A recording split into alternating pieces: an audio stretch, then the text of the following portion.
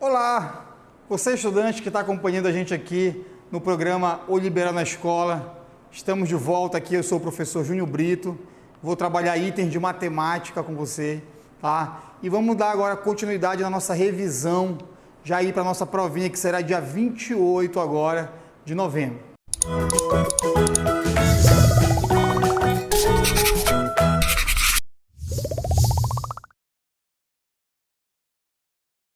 Tá? Então, vamos dar início aqui à nossa aula 2, resolvendo alguns itens de Enem, certo? E hoje nós vamos começar falando de geometria. Vamos falar de geometria plana. Eu trouxe aqui para vocês a classificação de triângulos, tá? Um assunto muito importante, eu vou te mostrar como foi que caiu um item de Enem do ano passado envolvendo esses conhecimentos, beleza? Então aqui, ó. Um triângulo, ele possui duas classificações. Um triângulo ele pode ser classificado quanto aos lados, que seria o quê? Um triângulo equilátero, o triângulo isósceles e um triângulo escaleno. Professor, o que é um triângulo equilátero? É aquele triângulo que tem os três lados iguais e, consequentemente, os três ângulos iguais. Todo triângulo equilátero, independente do tamanho do lado, cada ângulo vai medir 60 graus, sempre, tá? Então, aqui, ó, 60, 60 e 60. O que é um triângulo isósceles? O triângulo isósceles tem dois lados iguais, certo? Tá aqui as marcações, ó. E o lado diferente a gente chama de base. E os dois ângulos que formam a base também vão ser iguais. Não te esquece isso, tá? Daqui a pouco a gente vai precisar dessa informação. Então, o triângulo isósceles tem dois lados iguais, dois lados congruentes. O lado diferente é chamado de base e, consequentemente, os dois ângulos que formam a base também vão ser congruentes. E o triângulo escaleno, ele tem os três lados diferentes. Consequentemente, vai ter os três ângulos também diferentes, certo? Então, essa aqui é a classificação quanto aos lados. Só que um triângulo, ele pode ser classificado quanto aos ângulos também, tá? E ele pode ser um triângulo retângulo, nosso famoso triângulo retângulo, possui um ângulo reto, o ângulo reto de 90 graus, bem aqui, ó. Tu lembra que esse triângulo, ele tem os nomes especiais aqui, a hipotenusa, os catetos, tu aplica aquele famoso teorema de Pitágoras aqui dentro, tá? Então, o que é um triângulo retângulo? É o triângulo que possui um ângulo reto. Não te esquece de uma informação, pessoal. Num triângulo retângulo, nunca a hipotenusa vai ter o mesmo tamanho de um cateto. Nunca, é impossível, certo? E nem pode ser menor. Sempre a hipotenusa é o maior lado de um triângulo retângulo. Não esqueça dessa informação, tá? O que é um triângulo acutângulo? É quando ele tem os três ângulos agudos. Professor, o que é um ângulo agudo? É aquele ângulo que é menor do que 90 graus, beleza?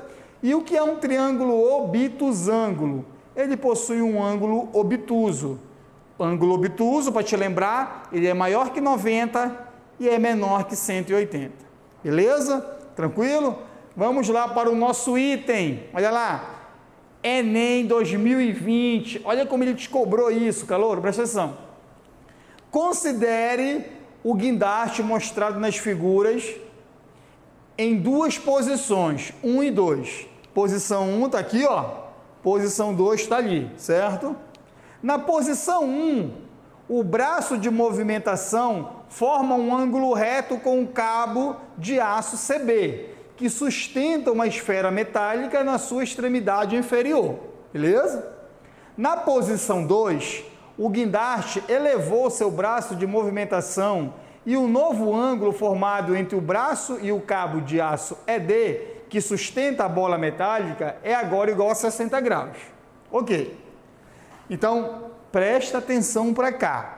Ele está te falando que esse braço aqui, ó, posição 1 é esse desenho. Esse braço AC forma 90 graus com esse cabo de aço aqui que sustenta a esfera. Tranquilo? Fica ligado nesses detalhes aí. Aí, esse braço aqui, ó, ele elevou, ele subiu, ó. Aí, o ângulo já caiu para 60 graus ali, ó. Ok?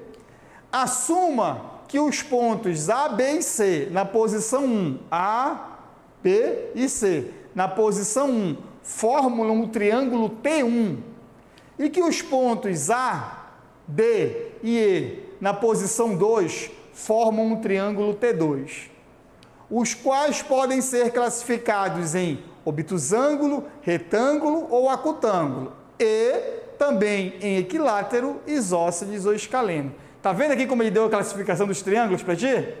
Certo? O que a gente acabou de rever contigo aí, ó. Segundo as classificações citadas, os triângulos T1 e T2 são identificados respectivamente, ó, nessa ordem, como? Então vem comigo aqui, ó. Eu ampliei a imagem para te visualizar melhor e não ter dúvida em relação a como resolve um item desse na tua prova. Pessoal, esse braço AC forma 90 graus com um cabo de aço CB e vai fechar um triângulo ABC. Se forma 90 graus, tu já sabe que o triângulo é o quê? É um triângulo retângulo, certo? Então tu já elimina aqui, tu elimina aqui, ó, a letra B, certo? Você já elimina aqui a letra B e a letra D, porque diz que é acutângulo, ó, acutângulo. Você já elimina essas duas aqui, ó, tá fora. Vamos agora na segunda posição. Agora é aqui que está o detalhe, ó. O segmento AE são 12 metros. O segmento EB também são 12 metros. Tu percebe que quando o braço sobe, esse comprimento aqui diminui. E quando você fecha o triângulo AED, esse ângulo aqui é 60 graus. Aí pensa comigo. Se esse lado é igual a esse, obrigatoriamente você está diante de um triângulo que? Isósceles. Lembra que eu falei agora há pouco? O que é o triângulo isósceles? É aquele que tem dois lados iguais. Então, se esse lado é igual a esse, consequentemente, esses dois ângulos aqui têm que ser iguais, que são os dois ângulos da base. Tá? Mas tu sabe que em qualquer triângulo, a soma dos ângulos internos tem que dar 180 graus. Então, se aqui é 60, esses dois têm que dar quanto? 120, que é para fechar os 180. Mas como eles são iguais, cada um tem que ser 60 graus. Então, você coloca aqui, ó, 60, 60. Logo, como os três ângulos são iguais a 60, tu está diante de um triângulo que? Um triângulo equilátero, tem os três lados iguais, e como ele é equilátero, obrigatoriamente ele vai ser acutângulo, porque todo triângulo equilátero é acutângulo. É impossível um triângulo ser equilátero e ser retângulo ou obtusângulo, não tem como, é impossível. Então você elimina aqui a letra A e a letra C, e você responde o item com a letra E, sendo esse triângulo inicial retângulo e escaleno, e esse triângulo finalzinho aqui, acutângulo e equilátero. Então você percebe aí que foi o item que caiu no Enem do ano passado, que envolvia a classificação de triângulos, e que você que está acompanhando o programa O Liberal na Escola, está ligado com a gente, não vai mais errar isso aí, beleza? Fica ligado nas nossas dicas aqui no programa O Liberal na Escola, que tu não vai perder um item desse no Enem. E nós vamos agora para o nosso próximo item, ok? Beleza? Vai cair um item de escala, porque é uma das habilidades do Enem, tá? Você trabalhar com escala, tá? Então presta atenção. Uma associação desportiva contratou uma empresa especializada para construir um campo de futebol em formato retangular, com 250 metros de perímetro. Ei, estudante, o que é perímetro, professor? É a soma dos lados de uma figura. Imagina que você tem um retângulo, tu quer saber o perímetro, tu vai somar os 4 lados do retângulo, isso é perímetro. Tu tens um quadrado, tu soma os 4 lados do quadrado. Professor, ele pode falar em perímetro e circunferência? Pode, mas já seria o comprimento da circunferência. Então vamos lá, presta atenção. O perímetro do meu campo são 250 metros. Foi elaborada uma planta, sabe o que é uma planta, né? Um desenho, uma planta, tá? Para esse campo, numa escala de 1 para 2.000. Vê se tu consegue analisar o que está te falando. O que a escala te fala? Que uma unidade no desenho corresponde em 2.000 unidades em tamanho real, certo? Pode ser a unidade que tu quiseres. 1 centímetro no desenho corresponde a 2.000 centímetros em tamanho real. É isso. Na planta, a medida do perímetro do campo de futebol em metro olha lá, o que é escala? Escala é o tamanho no desenho dividido pelo tamanho no real. Não te esquece mais isso, estudante, presta atenção. Você que está com a gente aqui direto nessa batalha, né? Com certeza você vai ser vitorioso lá no Enem. Não te esquece mais, vai cair um item, pelo menos um item no Enem que fala sobre escala, com certeza. O que é escala? É o tamanho no desenho pelo real. Desenho pelo real. O que esse item está te dando? Ele está te dando a escala. Quanto é a escala? 1 para 2.000. Não te esquece de uma coisa, escala não tem unidade. Tá? Escala é uma grandeza, é uma razão, melhor dizendo, é uma razão que não tem unidade. Então, o que tu vai fazer? Tu vai pegar esse 1 para 2.000 e vai substituir aqui, no lugar da escala. Quem é a escala? 1 para 2.000. Quanto é o tamanho no desenho? É o que eu quero. É a planta, é a miniatura, é a maquete. Isso é o desenho. Eu quero esse desenho. Dividido. Quanto é o tamanho real? 250 metros. Pronto.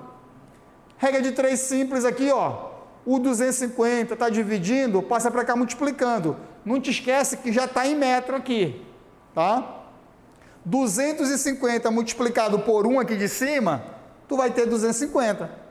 250 dividido por 2.000 vai dar 0,125 metros. Ou seja, a alternativa correta do nosso item, letra B, ok? É isso aí, estudante. Te liga nessa dica, escala, ok? Vamos agora para o nosso próximo item. Olha lá, outro item do Enem. Presta atenção agora. Escala volumétrica. Olha como é que o Enem cobrou. Em uma de suas viagens, um turista comprou uma lembrança de um dos monumentos que visitou. Na base do objeto, há informações dizendo que se trata de uma peça na escala de 1 para 400. Olha lá. Ou seja, uma unidade no desenho corresponde a 400 em tamanho real. E que seu volume, olha a diferença agora. Lá na outra, tu viu que era perímetro. Perímetro é uma dimensão só, é linear. Agora ele está dando volume. O volume do monumento original em metros cúbicos é de quanto? Então, o volume na miniatura é 25 centímetros cúbicos. Ele quer saber quanto é o volume em tamanho real. Tu já está diante de uma escala volumétrica. Então, só voltando aqui rapidinho. Quando a escala é linear, desenho pelo real. Se for volume, tu vai elevar a escala ao cubo. Se for área, tu vai elevar a escala ao quadrado. É isso. Então vamos lá. Escala ao cubo é o volume no desenho pelo volume real. Quanto é a nossa escala na questão? 1 para 400 elevado ao cubo, igual. Quanto é o volume no desenho? Agora ele deu 25 centímetros cúbicos. Quanto é o volume real? É o que ele quer. Mas não te esquece que ele quer o volume em metro. Tu tem que transformar no final, tá? Aí aqui você vai fazer a conta aqui, Beleza? Olha lá. Você vai ter aqui, certo? 1 elevado ao cubo é 1 mesmo. 400 elevado ao cubo vai dar isso aqui, 4 vezes 4, 16, vezes 4, 64. Aí você vai ficar os 2 zeros elevado ao cubo, vai aparecer 6 zeros. 1, 2, 3, 4, 5, 6. Certo? Então vai dar o quê? 64 milhões. Vezes os 25 daqui, ó. Tá? Então vai dar isso aqui, ó. Presta atenção. 1 bilhão e 600 milhões de centímetros cúbicos é o volume real desse monumento. Mas como ele quer em metro cúbico, tu lembra da nossa aula passada, da nossa primeira videoaula, que eu te ensinei a transformação de unidade de medida?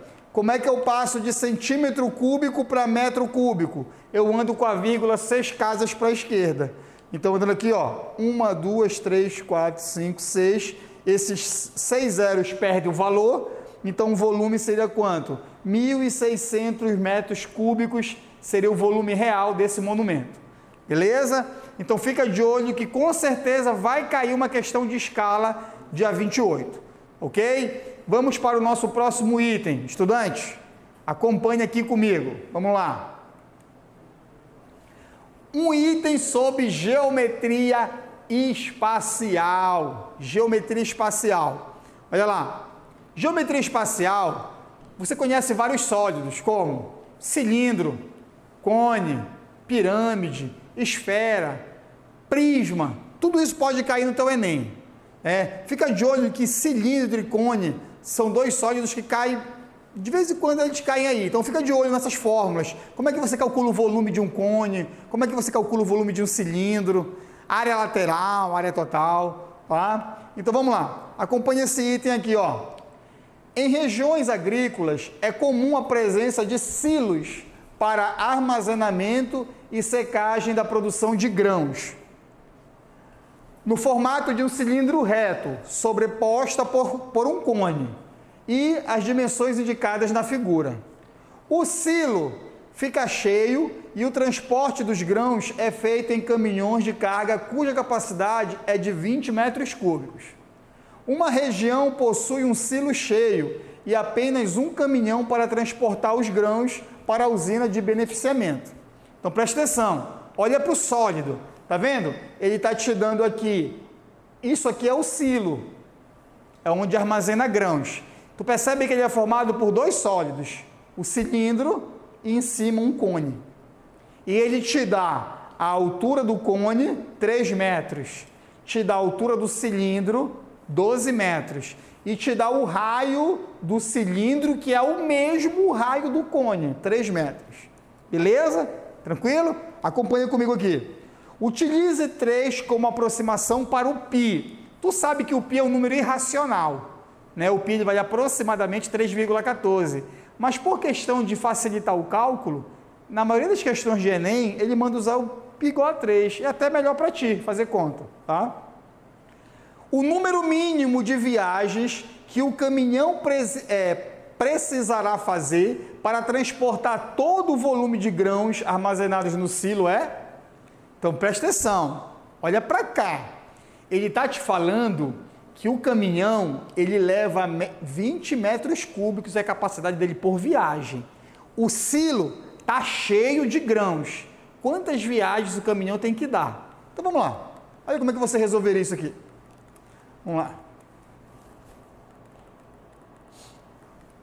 Primeira coisa, presta atenção, você tem aqui o silo, tu já viu que ele é formado pelo cilindro e pelo cone, tranquilo?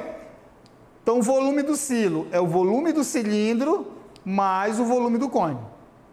Tá? Como é que a gente calcula o volume de um cilindro? Volume de um cilindro, π r ao quadrado vezes h. Ou seja, é a área da base pela sua altura. Tá? π r ao quadrado h.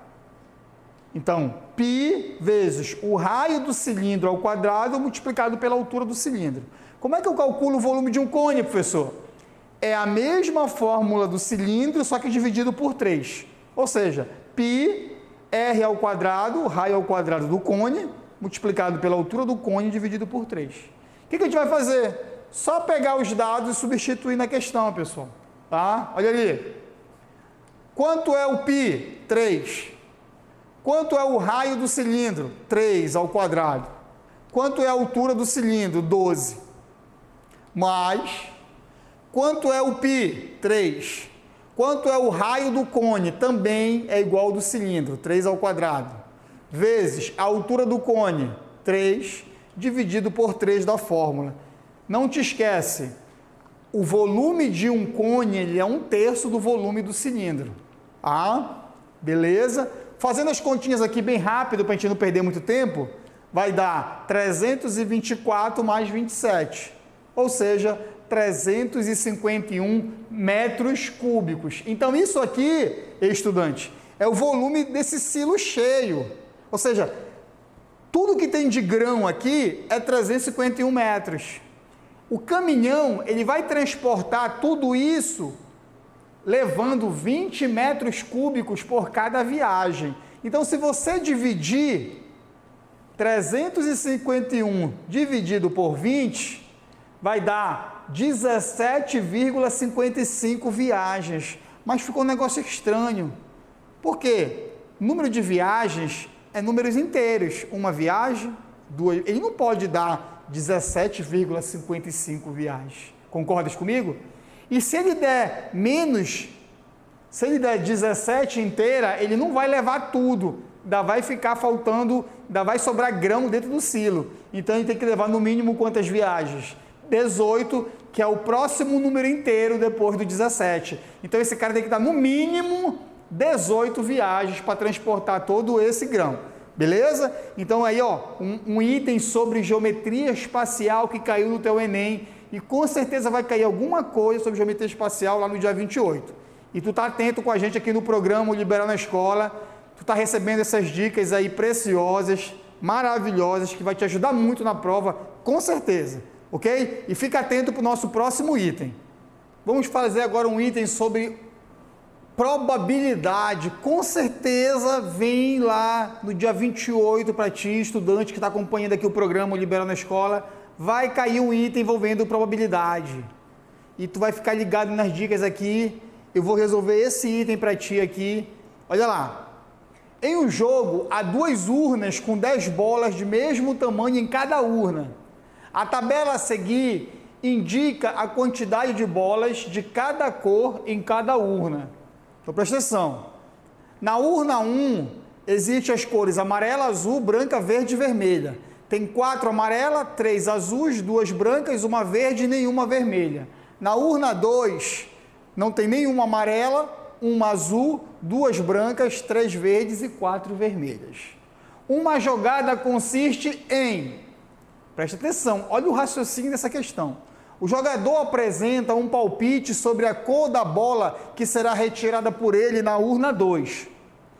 Ele retira aleatoriamente, né? O segundo passo. Ele retira aleatoriamente uma bola da urna 1 e coloca na urna 2, misturando-as com as que já estão por lá.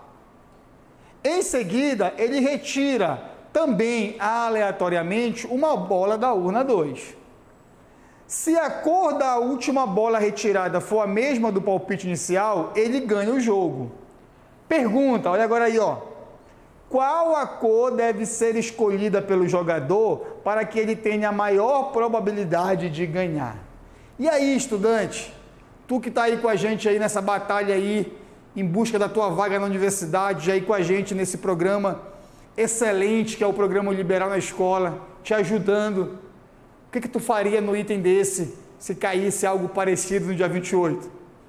Enquanto o teu concorrente vai estar batendo cabeça, fazendo conta, tu vai pensar assim, olha como é que você ia resolver esse item. Presta atenção. Ele quer que o jogador dê um palpite de qual cor ele vai tirar na urna 2. Presta atenção, na urna 2, certo? Se tu olhar na urna 2, tu tem 4 bolas vermelhas, 3 verdes, 2 brancas, 1 azul e nenhuma amarela. Então, se eu for meter a mão ali do jeito que tá, a maior chance de eu acertar seria se eu escolhesse a cor que tem o quê? Mais bolas, que no caso seria a vermelha. Concordas comigo? É óbvio, não é isso? Se tem mais vermelha, então seria a chance maior de acerto escolher a vermelha. Mas pensa comigo o seguinte, bora lá. Professor, e a amarela? Poderia ser a amarela? Não, por quê? Presta atenção. Se ele tira uma amarela da urna 1 e joga para a urna 2, tu percebe que ia ficar só uma amarela na urna 2, mas tem 4 vermelhas. Então a chance continua sendo maior para a vermelha. Tu conseguiu entender o raciocínio? Se ele tirasse uma bola azul da urna 1 e jogasse na 2, ficaria 2 azuis na urna 2, mas tem 4 vermelhas. A chance maior continua sendo a vermelha. Se ele tirasse uma bola branca da urna 1 e jogasse na urna 2, ficaria 3 brancas na urna 2, mas tem 4 vermelhas na urna 2. A chance maior continua sendo a vermelha. Se ele tirasse a verde e jogasse para lá, ficariam 4 verdes. Ah, professor, ficariam 4 verdes e também tem 4 vermelhas. A chance seria a mesma. Concordas comigo? Sim. Só que para ter 4 verdes na urna 2, ele teria que primeiro tirar uma verde na urna 1. Ou seja, teria que ter uma condição a mais. Seria mais difícil. E já tem 4 vermelhas na urna 2. Então, a chance maior de chance dele é escolher quem? A bola vermelha, que seria a resposta do nosso item. Tá vendo só? É só uma questão de raciocínio, você parar e pensar um pouco. Não tem necessidade de você fazer cálculo neste item. Era só você pensar dessa forma, ok? Beleza? Então aí foi um item de probabilidade. Vai cair lá dia 28 no teu Enem. Ok? Então você que está acompanhando com a gente aí, firme e forte nessa batalha aí, em busca da tua vaga, eu acredito em ti que tu vai passar, tu vai conseguir, né, os teus objetivos, quer entrar numa universidade, cursar fazer um curso superior, e a gente está aqui contigo para te dar essa força, beleza? Fica ligado com a gente aí que a gente vai para o nosso próximo item agora, ok? Vamos lá. Esse item do Enem diz o seguinte, ó. A direção de uma escola comprará lapiseira para distribuir para os seus alunos. Sabe-se que X lapiseiras custam Y reais. O número máximo de lapiseiras que a direção da escola conseguirá comprar com Z reais é um número inteiro menor do que ou igual a... Queridos, nós estamos diante aqui de uma questão sobre regra de 3 simples. Só que tu estás habituado a fazer regra de 3 com números. Aqui tu vais fazer com letras, ou seja, é o item que a gente chama de, é um item literal. As respostas não são com números, são com letras, mas é uma questão simples, ó. Quantidade. Sabe-se que X lapiseiras custam Y reais, ou seja, a quantidade X custa um valor Y, certo? Qual é o número máximo de lapiseiras que a direção da escola conseguirá comprar com Z reais? Então, a grandeza real está aqui, ó. Então, o Z vai estar bem aqui. Ele vai comprar uma quantidade que eu chamei de N. Eu até coloquei de verde para diferenciar. Então, ele quer o valor N. Aí, tu vai analisar. Ei, estudante, é uma regra de 3 simples, direta ou inversa? Vamos lá, rapidinho fazendo um resumo para ti. Porque, às vezes, o aluno ele monta a regra de 3... e para ele toda a regra de 3 é direta, aí ele já multiplica cruzado, tem que ter cuidado, porque se a regra de 3 for inversa, tu não pode multiplicar cruzado direto, senão vai dar errado. Quando é que eu tenho uma regra de 3 simples direta? Quando uma grandeza aumenta, a outra também aumenta. Quando é que ela é inversa? Quando uma aumenta e a outra diminui. Se X unidades custam Y reais, tá? Z reais, eu vou comprar uma quantidade maior ou menor. Se o meu dinheiro, vamos falar bem simples, se o meu dinheiro aumenta, eu vou conseguir comprar mais ou menos lapiseiras? Mais. Se o meu dinheiro diminui, eu vou comprar mais ou menos? Menos. Então, eu estou diante de uma regra de 3, o quê? Direta. Aí eu posso multiplicar cruzado. Aí aqui, ó, Y vezes N, YN. X vezes Z, XZ.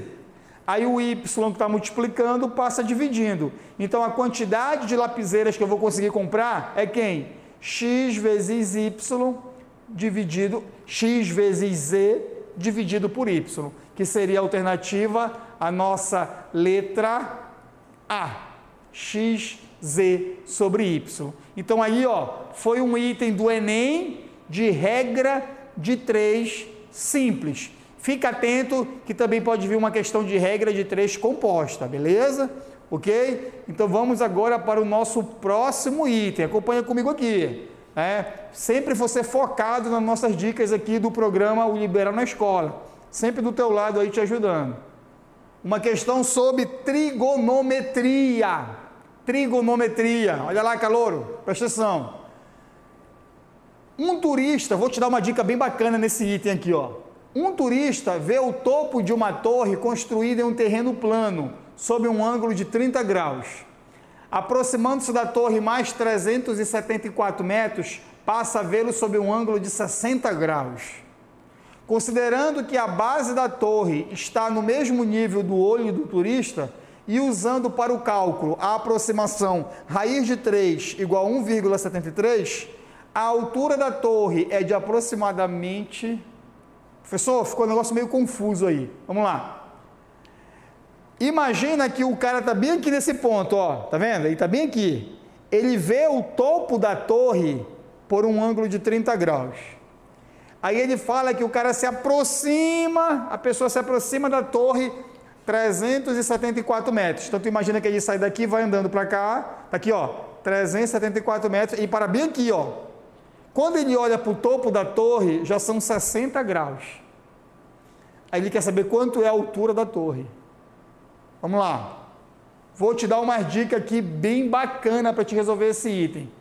Pessoal, triângulo, retângulo. Triângulo, retângulo. Foca aqui, 90 graus, 30, 60. Olha o que eu vou te falar, o que eu vou te mostrar uma coisa. Não te esquece mais dessa informação. Todo cateto oposto ao ângulo de 30, ele é sempre a metade da hipotenusa. Grava isso. Tu tens aqui 90, 30, 60. O nosso x é a hipotenusa. Por que a hipotenusa? Porque está na frente do ângulo de 90, lembra? O cateto que está na frente do ângulo de 30, ele sempre é a metade da hipotenusa, sempre. Então, se a hipotenusa é x, esse cateto aqui é x sobre 2. E todo cateto oposto ao ângulo de 60 é a metade da hipotenusa vezes raiz de 3, sempre. Se tu lembrar dessa informação, tu consegue fazer um item desse bem mais rápido. Então, vamos lá. Olha a nossa torre aqui. A situação, tá? Não te esquece que toda altura tem que formar 90 graus aqui na base. Então, o observador estava bem aqui, ele olhava a torre sob um ângulo de 30. Ele andou 374 metros, está olhando a torre sob um ângulo de 60. Ele quer saber qual é a altura da torre. Vamos lá. Quanto mede esse ângulo? Bem aqui. Tu sabe que isso aqui é meia volta. Meia volta é um ângulo raso, são 180 graus. Como aqui já é 60, para cá falta quanto? 120. Beleza. Tu sabe que em qualquer triângulo, eu falei isso na aula passada, qualquer triângulo, a soma dos ângulos internos tem que dar quanto? 180 graus. Se aqui é 120 e aqui é 30, 120 com 30 dá 150. Quanto é que falta para 180? 30. Aqui em cima é 30, então, esse ângulo aqui é 30. Beleza. Tá? Meia volta, 180. 60, 120. 120 com 30, 150. Com 30, 180. Quando você olha nesse triângulo, tá vendo? Como esse ângulo é igual àquele, obrigatoriamente você está diante de um triângulo isósceles. Lembra que nós vimos agora há pouco? O triângulo isósceles, dois lados iguais, consequentemente dois ângulos iguais. Então, se aqui é 30 e aqui é 30, obrigatoriamente esse lado tem que ser igual a esse. Então, se daqui para cá é 374, ali também vai ser 374, sempre. Tá? Beleza. Praticamente acabou o item. Por quê? Ele quer que tu calcule a altura. Isso aqui é um triângulo retângulo. Olha lá. 374 é a hipotenusa. Todo cateto, tá aqui ó, todo cateto oposto ao ângulo de 60 é a metade da hipotenusa raiz de 3. Então, o que ele quer? Ele quer a altura, e a altura é um cateto oposto ao ângulo de 60. Então, o que vai ser? Vai ser a metade da hipotenusa vezes raiz de 3. Quanto é a metade de 374? 187. E lá no comando do item, ele mandou tu usar a raiz de 3, 1,73. E quando você multiplica, 323,51 metros seria a nossa alternativa desse item, que seria a letra C. Olha aí. Então você que está ligado com a gente aí, se cair trigonometria no triângulo retângulo, tem grande chance de cair com os arcos notáveis. 30, 45 e 60 graus, tá? Não te esquece dessa dicasinha que eu te dei aqui, ó. Tu tem uma hipotenusa, todo cateto oposto ao ângulo de 30 é a metade da hipotenusa. Todo cateto oposto ao ângulo de 60 é a metade da hipotenusa raiz de 3, sempre, beleza? Com isso você evita de estar fazendo, nem precisa usar aquela tabela de seno, cosseno, tangente de 30, 45, 60. Fechou? Então fica de olho nessas dicas aí que são preciosas para ti na tua prova do dia 28 agora aí, próximo de novembro, tá? E vamos para o nosso próximo item aí, você que está acompanhando a gente no programa O Liberal na Escola. Trigonometria de novo, só que agora a trigonometria na circunferência. Olha esse item aí, presta atenção. A quantidade de certa espécie de crustáceos medidas em toneladas presente num trecho de mangue foi modelada pela equação Q de T é igual a 600 sobre 6 mais 4 vezes o seno de WT. Item de Enem, pessoal. Te liga. Onde T representa o número de meses transcorridos após o início do estudo e W é uma constante. O máximo e o mínimo de toneladas observadas durante esses estudos são, respectivamente. Vou te dar logo a ideia para esse item. Falou em máximo e mínimo de função seno ou cosseno, o maior valor que a função seno ou cosseno assume é 1 e o menor é menos 1, sempre. Nesse caso aqui é uma função seno. Vamos lá, olhem para cá. Tá vendo o teu ciclo, né? O nosso ciclo trigonométrico, ele é dividido em 4 quadrantes. Tu lembra, né? Tu já estudou isso. Primeiro quadrante, segundo quadrante, terceiro quadrante e o quarto quadrante. Qual é o eixo dos senos, professor? É o eixo Y, sempre. Isso não muda. O eixo do X é o eixo dos cossenos. Para a gente aqui, o que interessa é o seno. Quanto é que vale o seno aqui em cima? 1. Lá embaixo, menos 1. Para cá, 0. Para lá, 0. Isso não muda nunca, tá? Então, o maior valor que o seno assume, independente da amplitude do ângulo, vai ser 1. E o menor vai ser menos 1, tá? Beleza? Então vamos lá, o que tu ia fazer nesse item? Tu ias pegar, ia substituir aqui no seno de WT, não interessa quem é o WT para a gente, mas o maior valor que esse WT vai assumir é 1, com certeza, e o menor é menos 1. Então o que você ia fazer? Você ia fazer isso aqui, ó. Você ia pegar no lugar do seno de WT, ia substituir isso aqui, ó, por menos 1, que é esse valor aqui embaixo. E aí o resto repete, 600 sobre 6 mais 4, que multiplica menos 1. Então fica 600 sobre. Cuidado, olha o erro que muita gente faz. Somar e depois multiplicar. Não pode. Lembra da matemática básica? Lá existe uma hierarquia dos sinais. Numa expressão, se tiver soma e multiplicação, primeira multiplicação, mesmo que a soma apareça antes. Então, você primeiro multiplica. 4 vezes menos 1, menos 4. 6 menos 4, 2. Porque se tu for somar primeiro, vai dar errado. Tá? Então, cuidado com isso. 600 dividido por 2, 300. E depois eu substituo por quanto? Substituir por 1 aqui, ó, que é o nosso valor máximo. Então, fica como? 4 vezes 1, 4, mais 6, 10. 600 dividido por 10, 60. Então, eis aqui a resposta. 30 e 60 seria a nossa alternativa, que é o valor máximo e o valor mínimo. Aí tu me pergunta daí, professor, mas por que? Eu tive uma dúvida. Por que quando o senhor substituiu o valor máximo, 1, deu o valor mínimo, 60? E quando o senhor substituiu o valor mínimo, menos 1, a resposta deu o valor máximo, porque o seno está no denominador da fração, está embaixo. Está vendo aqui, ó? Ele está embaixo, porque se ele estivesse em cima, seria o contrário. Quando você substitui o valor máximo, tinha que dar o máximo, e o valor mínimo daria o mínimo. Mas como o seno está no denominador da fração, ele vai inverter a posição do máximo e do mínimo. Beleza? Então fica ligado nessa dica aí, que nós vamos agora para o nosso próximo item. Ok? Então vamos lá. Você aí, ó, estudante que está ligado com a gente aí no programa Liberal na Escola, está aí, com certeza batalhando, está estudando, certo?